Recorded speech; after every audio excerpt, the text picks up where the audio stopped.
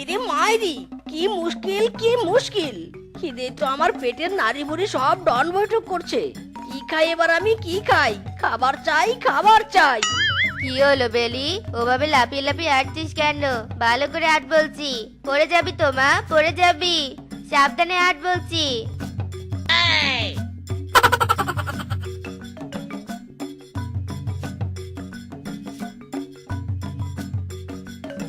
আরে বেলি যে, এই রুটি তুই কোথায় পেলি? কই, আমিও তো বাজার থেকে ফিরলাম, আমি তো এই রুটি দেখলাম না। এই রুটির কেমন টেস্ট রে বেলি? রুটি তো ভীষণ মজা, তুমি একটু টেস্ট করবে নাকি? এই না, একটু খেয়ে টেস্ট করো। Oh no! এটা তুমি কি করলে? পুরো রুটিতে খেয়ে ফেললে। আমার রুটি এনে দাও, আমার রুটি ফিরিয়ে দাও। এই এই আরামজাদা মিচকে, পালাচ্ছিস কোথায়? হ্যাঁ, আমার মেয়ের রুটি খেয়ে পালাচ্ছিস কোথায়? এই দাঁড়া দাঁড়া বেটা, দাঁড়া বলছি। ছোট বাচ্চার খাবার খেতেও তোর বাদলো নেই। দাঁড়া বেটা দাঁড়া, আজ তোর কপালে দুঃখ আছে আরামজাদা।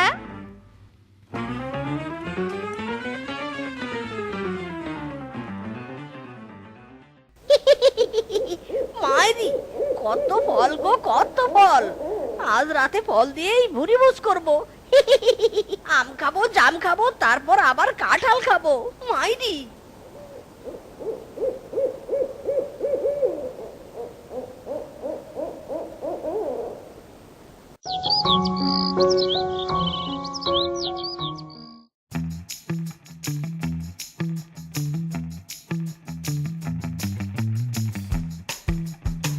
কে গো শেফা বৌদি, আজ এত দেরি করলে ঘাটে আসতে? থালা বাসন মাজবে না নাকি? হ্যাঁ, বালতি হাতে এত দেরিতে ঘাটে এলে যে? জল নিতে এলুম গো দিদি, গাছগুলোর গোড়ায় দিব বললে। আর বাসন কোসনের কথা বলছো, সে তো সূর্য ওঠার আগেই মেজে নিয়ে গেছি। তারপর আবার 1 হাঁড়ি ভাত, 3 কেজি সবজি আর 2 কেজি মাংস রান্না করে আসলুম। এইটুক বর কপালে জুটেছে কিনা, তার পেটের খবর রাখতেই তো আমার নাজেহাল দশা। সে যা বলেছো, তবে দিদি আমি তো আবার অন্য কথা শুনেছি। না মানে বনবাসী কানাকানি করছে। কি কানাকানি শুনছো বলো তো, খুলে বলো তো দিদি, দেখি আমি যা শুনলুম তা সত্যি নাকি? আসলে মিচকে দাদা নাকি আজকাল রাত বিরাতে অন্যের গাছের ফল চুরি করে খাচ্ছে। Oh no! আরে একদম মিলে গেছে দেখছি, আমিও তো এসবই শুনছি। তা শেফা বৌদি, তুমি তো মিচকে দাদার ঘরের বউ, তুমি তো তোমার বরের লাগামটা একটু টানতে পারো নাকি? নাকি তুমিও মিচকে দাদার চুরির ভাগ খাও? হ্যাঁ, খবরদার এমন কথা বলবে না তোমরা। আমি এসব ব্যাপারে তো কিছুই জানি নে। অযথা তোমরা আমার নামে চুরির দায় দিবে না, বুঝতে পেরেছো? চত্ব সব।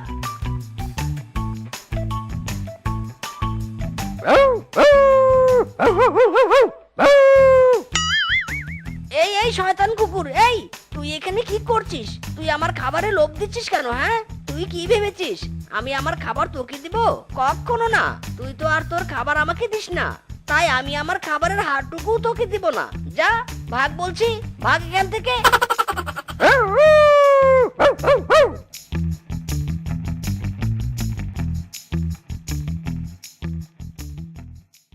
ইরে মাইরি, লিচু কি সুপার গ্লু দিয়ে ডালের সাথে লাগানো নাকি? এত চেষ্টা করছি তবুও একটা লিচু পড়ছে না। এবার বুঝি গাছে উঠতেই হবে। এই এই কে রে, ওটা কে? কে আমার বাগানের লিচু পাড়ছে? এই চোর চোর চোর, এই চোর এসেছে, চোর চোর!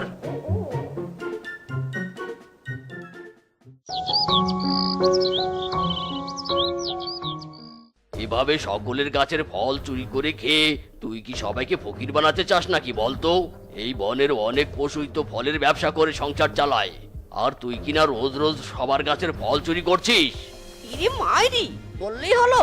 আমি যে ফল চুরি করেছি তার কি প্রমাণ আছে? এই এই একদম মিথ্যে বলার চেষ্টা করবি না। কাল রাতে আমি নিজে তোকে আমার গাছের লিচু চুরি করতে দেখেছি, আর আমরা সবাই খুব ভালো করে জানি এই বনে একমাত্র তুইই পেটুক।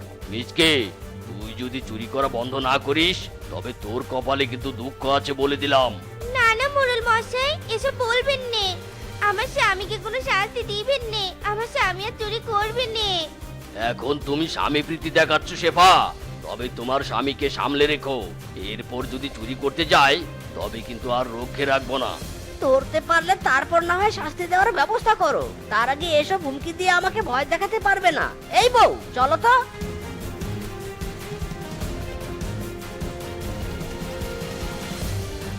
খুব বার বেড়েছে না তোর? তবে এবার বুঝবি মজা। দূর, বিয়ে করে হয়েছে যত জ্বালা। বউ সবসময় আঁচলে বেঁধে রাখতে চায় আমাকে, কিন্তু বউ তো আর জানে না আঁচল কেন। শিকল দিয়েও আমায় বেঁধে রাখতে পারবে না। পেটে টান পড়লে মিচকে শিয়াল শিকলও ছিঁড়তে পারে।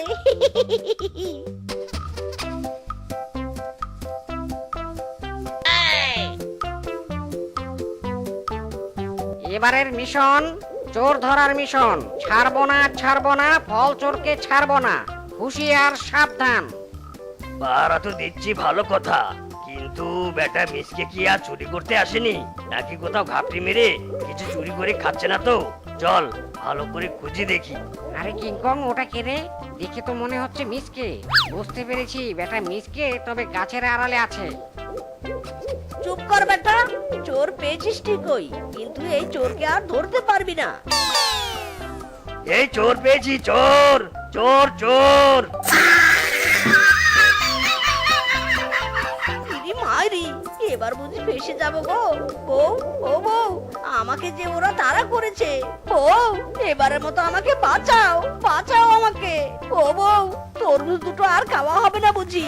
আহা, কি সুন্দর নাদুস নুদুস মিষ্টি দুটো তরমুজ। আহা, কি হয়েছেটা কি? তোমাকে না আসলে বেঁধে রেখেছিল, তুমি আবার বাদন খুলে চুরি করতে গিয়েছিলে নাকি? হ্যাঁ, সে তো গিয়েছিলাম মাইরি, কিন্তু এভাবে যে ধরা খাবো সেটা তো ভাবিনি বউ। ও বউ, এবারের মতো আমাকে বাঁচাও বউ, ওরা আমায় ধরতে পারলে খুব গেলাবে মাইরি। এই মিচকে, এই বের হ বলছি। আজ তোকে হাতে নাতে ধরতে পেরেছি, দরজা খোল বলছি মিচকে। ও বউ, এবারের মতো রক্ষা করো আমায় মাইরি। আরামজাদা শ্বশুরের বেটা, বারণ করা সত্ত্বেও চুরি করতে গিয়েছিলি, এখন আবার ন্যাকামি করছিস? তরমুজ রেখে জলদি পালিয়ে যা, আমি বাকিটা সামলাচ্ছি। এই এই বেটা মিচকে, দরজা খোল। এই বেটা মিচকে তো পালাচ্ছে। দাঁড়া দাঁড়া দাঁড়া বলছি। এই তোরা হা করে দেখছিসটা কি? ধর বেটাকে।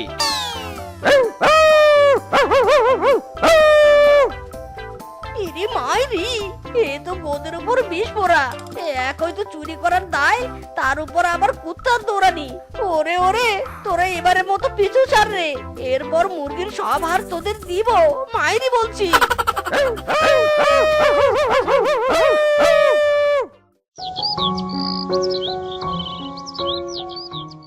কি কাণ্ড! কোথায় চলে গেল আমার স্বামীটা? কাল রাতে বনবাসী তারা খেয়ে আবার বন থেকে পালিয়ে গেল না তো? কাল রাত থেকে কোনো খোঁজ খবরই নেই। আরে জলজান্ত যুবক শিয়ালটা অসুখে পড়ে কেমন রাস্তায় শুয়ে ভিক্ষা করছে। Oh, no! এদের দেখলেই বড্ড মায়া হয়।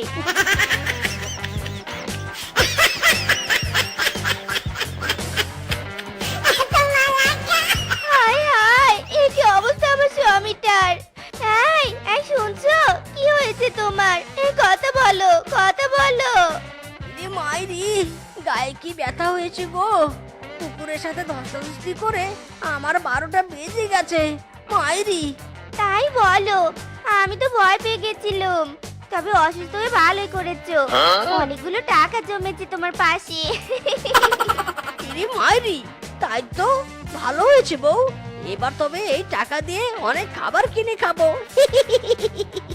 খবরদার, এই টাকা খাওয়া দাঁড়া করবে নে। এতদিন তো খেয়ে সবই শেষ করেছো, এমনকি চুরি করেও খাবার খেয়েছো। তবে আর নয়, এই টাকাগুলো দিয়ে তুমি ব্যবসা করে আয় রোজগার করবে, আর ব্যবসার টাকাতেই আমাদের সংসার চলবে। কি, আমি করব ব্যবসা? কিন্তু আমি কিসের ব্যবসা করব বলো তো বউ? এখন তো কলার সিজন, এখন তুমি কলার ব্যবসা করবে, আর এবার কলার ব্যবসা করতেই হবে, বুঝতে পেরেছো?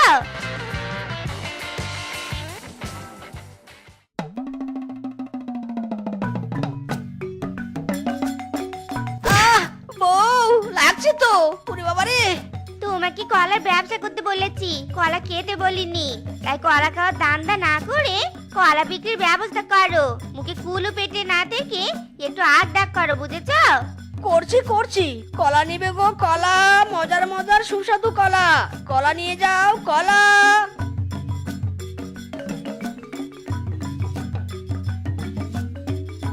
বাবা মিচকে দাদা, এখন কলা ব্যবসায়ী হয়েছ? বাপ বলছি, কলা না খেয়ে কলা বিক্রি করছো, তোমার লোভ হচ্ছে নে? হওয়ার সুযোগ দেয়নি দিদি, ঠান্ডা মেরে ঠান্ডা করে দিয়েছি।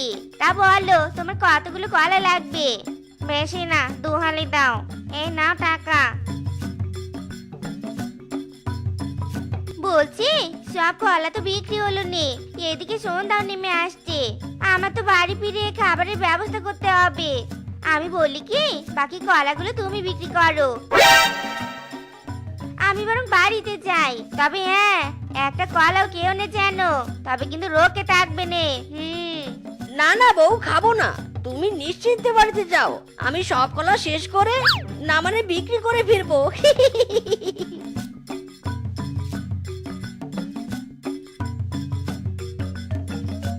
আপদ বিদায় হো গয়া, মিসকের মিশন ইজ স্টার্ট।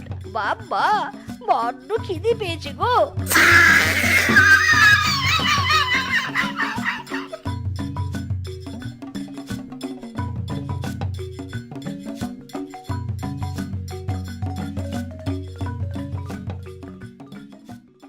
তুমি এসেছো, খাবার রেডি। দাও কলা বিক্রির টাকাগুলো আমার হাতে দিয়ে হাত মুখ ধুয়ে এসো, যাও। কি হলো, আর করে দেখছো কি? ইয়ে মানে বউ, কলা তো সব বিক্রি করতে পারিনি। মানে কি তবে, তাহলে কলা কোথায়? ইয়ে মানে বউ, কলা তো সব আমার পেটে, ক্ষুধার জ্বালায় সব কলা খেয়ে ফেলেছি বউ। কি বললি আরামজাদা শ্বশুরে বেটা, তোকে আমি কলার ব্যবসা করতে বলেছি, আর তুই কিনা কলাগুলো নিজে গিলেছিস? আর তোরা রোগকে নেই। ইরে মাইরি, মিসকে রে মিসকে, বউ খেপেছে, পালা রে পালা।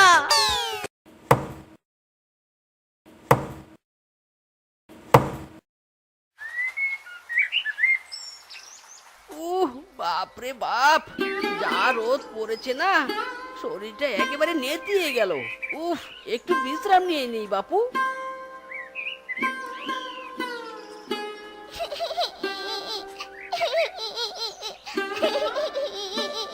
আরে এই নির্জন জঙ্গলে বাচ্চার কান্নার আওয়াজ কি করে আসলো? হ্যাঁ,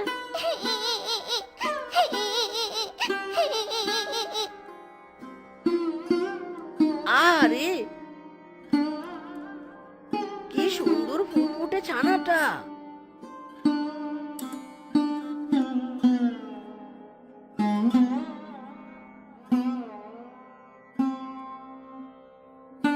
কি বলছো গো, এত ফুটফুটে ছানাটা জঙ্গলে পড়েছিল? মাথায় রাজকীয় মুকুটটা দেখে তো মনে হচ্ছে এ ছানা কোনো রাজবংশের। জানি না গো বউ, কোন রাজ্যের রাজকন্যা এই গরিবের ঘরে এলো। দেখো, ছানাটা তোমার কোলে যেতে না যেতেই কেমন শান্ত হয়ে গেল। হ্যাঁ, বাড়ি লক্ষ্মীমন্ত ছানাটা, আর সব ছানাই মায়ের কোল পেলে শান্ত হয়ে যায়। ওগো, ছানাটাকে তো ঘরে নিয়ে এলে, কিন্তু আমাদের তো নুন আনতে পান্তা পুরোয়, এই ছানাটার ভরণ পোষণ চালাবে কি করে গো? অনেক খরচাপাতি প্রয়োজন। তুমি সেসব নিয়ে ভেবো না তো বউ, এই গরিবের ঘরে যখন রাজকন্যার আশ্রয় মিলেছে, তখন খাবারটাও ঠিক মিলবে। তুমি শুধু মেয়েটাকে আদর ভালোবাসা দিয়ে আগলে রেখো। আমি যাই, দেখি মদন কাকার বাড়িতে গাভীর দুধ পাই কিনা।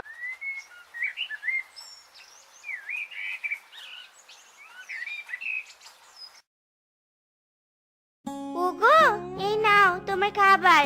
আজ বেশি কিছু রাতে পারিনি, ঘরে শুধু আলু ছিল, তাই আলু ভর্তা ভাত রেঁধেছি।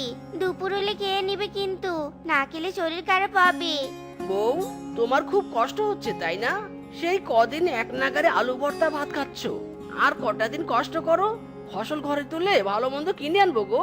আহা, কিসের আবার কষ্ট, আমাদের কপালে তো তবু আলু ভর্তা ভাত জোটে, আর কতজনের কপালে যে সেটুকু জোটে নে গো। তাই বিধাতা যেমন রেখেছে তাতেই আমি খুশি। সত্যি, তোমার মতো বউ পেয়ে আমি গর্বিত, যে কিনা স্বামীর ঘরে আলু ভর্তা ভাত খেয়েই খুশি। যাকগে, এবার চলি, মেয়েটাকে দেখে রেখো কেমন। ঠিক আছে, সাবধানে যেও।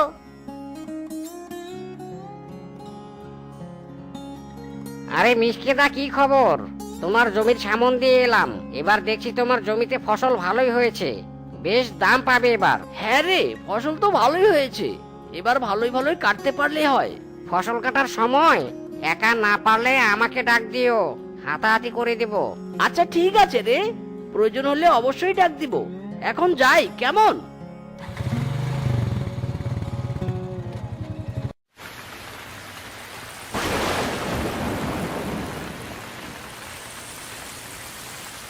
ওগো তাড়াতাড়ি ওঠো, দেখো বাইরে কেমন বৃষ্টি হচ্ছে আর মেঘ ডাকছে। ওগো তাড়াতাড়ি ওঠো, দেখো বাইরে কেমন বৃষ্টি হচ্ছে আর মেঘ ডাকছে। আরে আরে, বৃষ্টি শুরু হলো কখন? আমাকে এখনই জমিতে যেতে হবে। ওগো বাইরে জোরে জোরে বজ্রপাত হচ্ছে, তার সাথে শিলা বৃষ্টিও। তুমি এই অবস্থায় বাইরে যাবে কি করে গো? যেতে হবে বউ, যেতে হবে, না হলে আমার সব ফসল নষ্ট হয়ে যাবে। যে করে হোক ফসল বাঁচাতে হবে। তুমি চিন্তা করো না, আমি ছাতা নিয়ে যাচ্ছি, আমার কিচ্ছুটি হবে না বউ। বাপ রে, কি বড় ঝড় উঠেছে রে বাপ। হায় হায় রে, আমার এ কি সর্বনাশ হলো রে। এখন আমি কি করব? এদিকে ঘরে তো বেহাল দশা, আর ওদিকে ও এখনো এলো নি। ওর আবার কোনো বিপদ হলে নি তো? এই বাচ্চাকে নিয়ে তো বাইরে বের হওয়াটাও ঠিক হবে নি।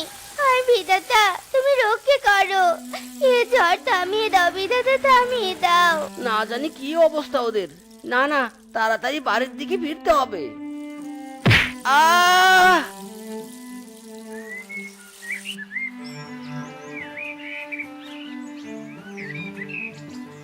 ওগো তুমি এসেছো, আমাদের যে সব শেষ হয়ে গেল।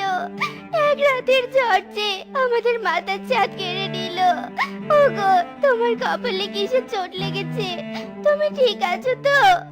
একটু একটু গাছের ডাল লেগেছে, তেমন কিছু হয়নি। তোমরা ঠিক আছো তো?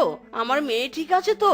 ভাগ্যিস সময় মতো ঘর থেকে বেরিয়েছিলাম, নয়তো এই বাচ্চাটাকে বাঁচাতে পারতাম নে।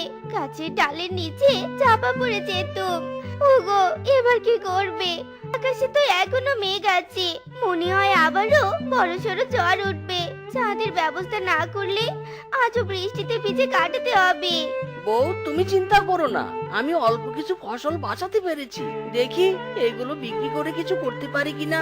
ফসল বিক্রি করে মাত্র 200 টাকা পেলাম। এই টাকা দিয়ে তো একটা বাঁশও কিনতে পারবো না। মাথার ছাদ বানাবো কি করে? আর পেটের খাবারই বা কি করে জোগাড় করব? ওই তো বাঁশের থোপ।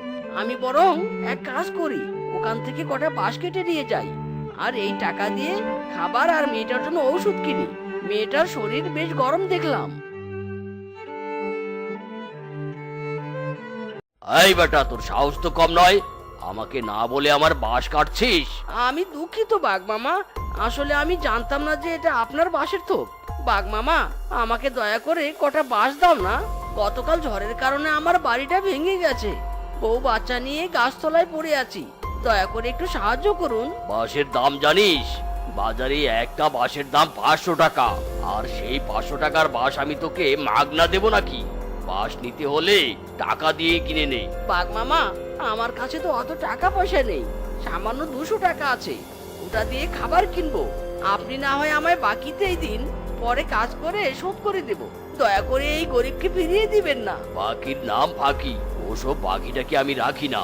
টাকা যখন নেই তাহলে গাছতলায় গিয়ে থাক, আমার বাঁশের থোপের কাছে যেন আর তোকে দ্বিতীয়বার না দেখি। যা, চলে যা বলছি। ওগো কোনো উপায় পেলে? এগুলো দিয়ে কোনো রকমে মাথা গোজার ব্যবস্থা করতে হবে, তাছাড়া আর কোনো উপায় নেই বউ।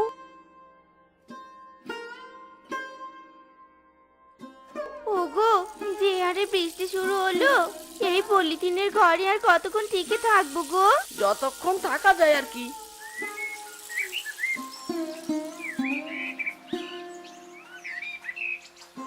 ওগো শুনছো, টানা দুদিনের বৃষ্টিতে তো পলিথিনের ঘরটা ভেঙে পড়লো। এবার কি করবো গো?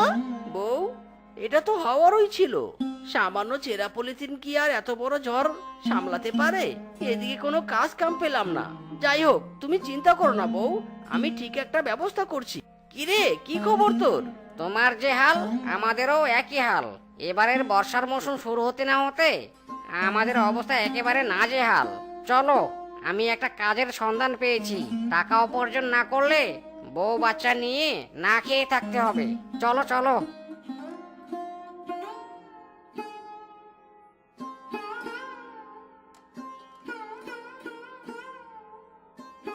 বউ, আজ কাজ করে এই দুটো বাঁশ কিনতে পারলাম, আজ খাবার কিনতে পারিনি বউ। আজ খাবারের চিন্তা করতে হবে নি গো। এই দেখো, খাবার খুঁজতে গিয়ে আমি এক বস্তা পচা তরমুজ কুড়িয়ে পেয়েছি। এর ভিতরে কিছু অংশ ভালো আছে, এগুলো খেয়ে আজকের দিনটা চলে যাবে। বাহ, তরমুজের খোসাগুলো তো বেশ শক্ত। বউ, আমি যে দুটো বাঁশ এনেছি তাতে করে তো পুরো বাড়ি তৈরি করা যাবে না। আমি বরং এক কাজ করি, তরমুজের খোসাগুলো দিয়ে চালটা বানিয়ে ফেলি, তাহলে দুটো বাঁশ দিয়ে হয়ে যাবে। হ্যাঁ, ঠিক বলেছো। তরমুজের খোসাগুলো শক্ত আছে, ঝড় হলেও ভেঙে পড়ার সম্ভাবনা কম আছে। যাক বাবা, অবশেষে কষ্ট করে হলেও একটা শক্ত মজবুত মাথার ছাদ বানাতে পারলাম। এখন আর কোনো ভয় নেই বউ, এ ঘর সহজে ভাঙবে না। আর বউ, আমি ইটের কারখানায় একটা ছোট কাজ পেয়েছি। বেশ ভালো, ওই কাজ দিয়ে টেনে টুনে সংসারটা এমনি চলে যাবে গো। অবশেষে সন্ধান পেলুম। মহারাজ, আমি সন্ধান পেয়েছি, তাড়াতাড়ি চলুন আমার সাথে। কি বলছো বুড়িমা, তুমি সন্ধান পেয়েছো? কারা আপনারা, আর এখানে কি চাইতে এসেছেন? আমাদের রাজকন্যাকে নিতে এসেছি। ফিরিয়ে দাও আমার কন্যাকে, ফিরিয়ে দাও। রাজকন্যা মানে? মানে তোমার ঘরে যে রাজকন্যাকে এতদিন আগলে রেখেছো, সেই আমার রাজ্যের একমাত্র রাজকন্যা, আমাদের সন্তান। অনেকদিন আগে পিকনিক করতে এই বনে এসেছিলাম, আর এক পেতনির ফাঁদে পড়ে যাই। আমাদের সন্তানকে বাঁচানোর জন্য এক গর্তে ফেলে রাখি, কিন্তু পরে এসে দেখি সেই গর্তে আমার সন্তান নেই। অনেক খোঁজাখুঁজি করে কোথাও পাইনি। অবশেষে এই বুড়িমার কাছে সন্ধান পেলাম। ফিরিয়ে দাও, ফিরিয়ে দাও আমাদের হারিয়ে যাওয়া সন্তানকে, ফিরিয়ে দাও।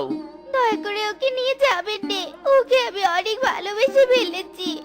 ওর মায়ায় জড়িয়ে গেছি, ওকে ছাড়া আমি থাকতে পারবো নে, পারবো নে। বউ, মায়া বাড়িয়ে লাভ নেই, ওনারা তো ওর নিজের বাবা মা, ওনাদের অধিকার আছে। তুমি ওনাদেরকে ওনাদের সন্তান ফিরিয়ে দাও। না না না, আমি যাব না। মা, মা, বাবা, আমি যাব না। আমি কি ছেড়ে দাও। মা, মা, আমি যাব না। মহারাজ, রাজকন্যা যেভাবে কাছে মনে হয় নে তাকে আপনাদের কাছে রাখতে পারবেন। আসলে ছোট থেকেও এই শিয়ালের পরিবারে বড় হয়েছে, এদের প্রতি তাই এত টান হয়েছে ওর। এত সহজে এই মায়া কাটাতে পারবে নে। আপনারা না হয় এখানেই রেখে যান ওকে। রানী, তোমার মতামত কি? তুমি যা বলবে তাই হবে। আমার রাজকন্যা যেখানে ভালো থাকবে সেখানেই আমি রাখবো। আমি চাই না আমার জন্য আমার ছোট রাজকন্যা কষ্ট পাক। আবার যে ফিরে পেয়েছি আমার রাজকন্যাকে, এটাই অনেক। এই নাও, আমি আমাদের রাজকন্যাকে তোমাদের হাতেই তুলে দিলুম। ঠিক আছে, আমার রাজকন্যা যখন তোমাদের কাছে থাকবে, তাই আমার রাজকন্যার সকল ভরণ পোষণ তোমাদের কাছে পাঠিয়ে দেব। মাফ করবেন রাজামশাই, ও শুধু আপনাদের রাজকন্যা না, ও আমাদেরও সন্তান। আপনারা কোনো চিন্তা করবেন না, গরিবের ঘরে এই রাজকন্যা দুধে ভাতে থাকবে, কোনো কষ্ট পেতে দিব না। যাক, তবে নিশ্চিন্ত হতে পারলাম। তবে আমরা মাঝে মাঝে দেখতে আসবো। ভালো থাকিস মা। রানী, চলো।